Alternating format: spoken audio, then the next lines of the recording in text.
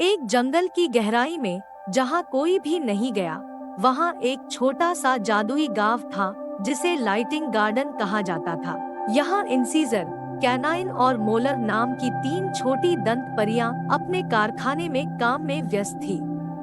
तीनों दांत परियों का नाम दांतों के प्रकार के नाम पर रखा गया था। इंसीजर लंबी और पतली थी और उसके बाल छोटे गुलाबी थे। कैनाइन भी लंबी थी और उसके बाल नीले थे और मोलर छोटी, बुद्धिमान थी और उसके बाल घुंघराले, चांदी के थे। दिन भर व्यस्त नन्ही परियों ने बच्चों के दूध के दांतों को साफ किया और चमकाया जो उन्होंने रात में इकट्ठा किए थे। दूध के दांतों का उपयोग लाइटिंग गार्डन में बहुत उपयोगी चीजें बनाने के लिए किया जाता था, जैसे कि गांव में सड़कें और छोटी परियों के लिए घरों में फर्नीचर।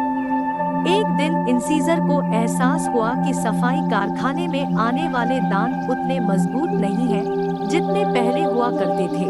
ओह, ये दांत नाजुक और भंगुर होते हैं, जिनमें छेद और काले धब्बे होते हैं। जैसे ही मैं उन्हें अपने कपड़े से चमकाने की कोशिश करती हूँ, वे टूट जाते हैं। हाँ, मुझे ठीक ठीक पता है कि क्या गड़बड़ है।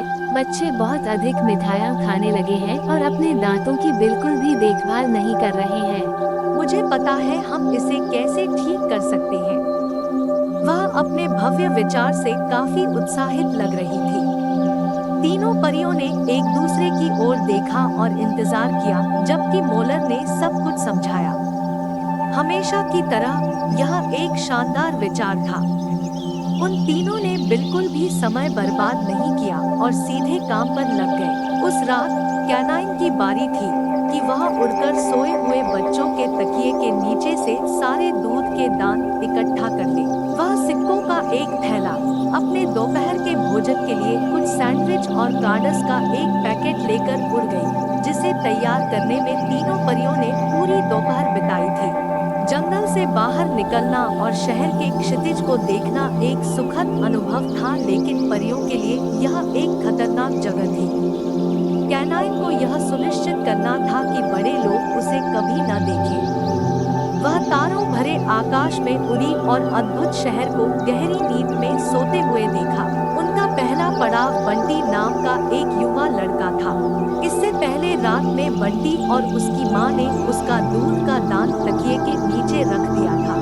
मम्मी ने बंटी को बिस्तर पर लिटा दिया और उसे दांत परी के बारे में सब बताया, जो उसके दांत के बदले में कुछ पैसे छोड़ देगी। उसने उसे गुड नाइट कहकर और उसे सो जाने के लिए छोड़ दिया।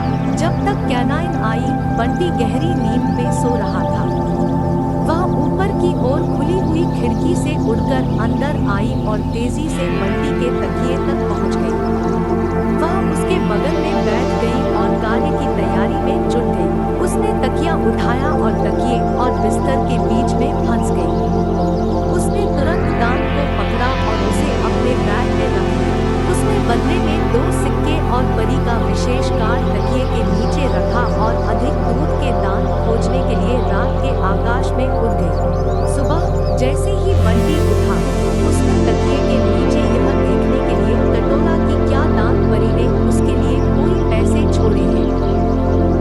वह सिक्के पाकर बहुत रोमांचित हुआ, लेकिन उसके हाथ में मिले कार्ड को वह से देखता रहा।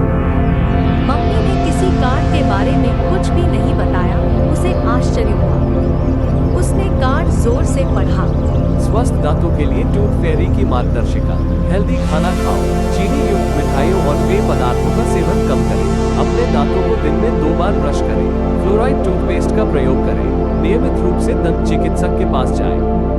लाइटिंग गार्डन्स गांव में परियां बच्चों को दिए जा रहे नए सूचना कार्ड से बहुत खुश थी। जल्द ही कारखाने में आने वाले दूध के दांत फिर से मजबूत और स्वस्थ हो गए।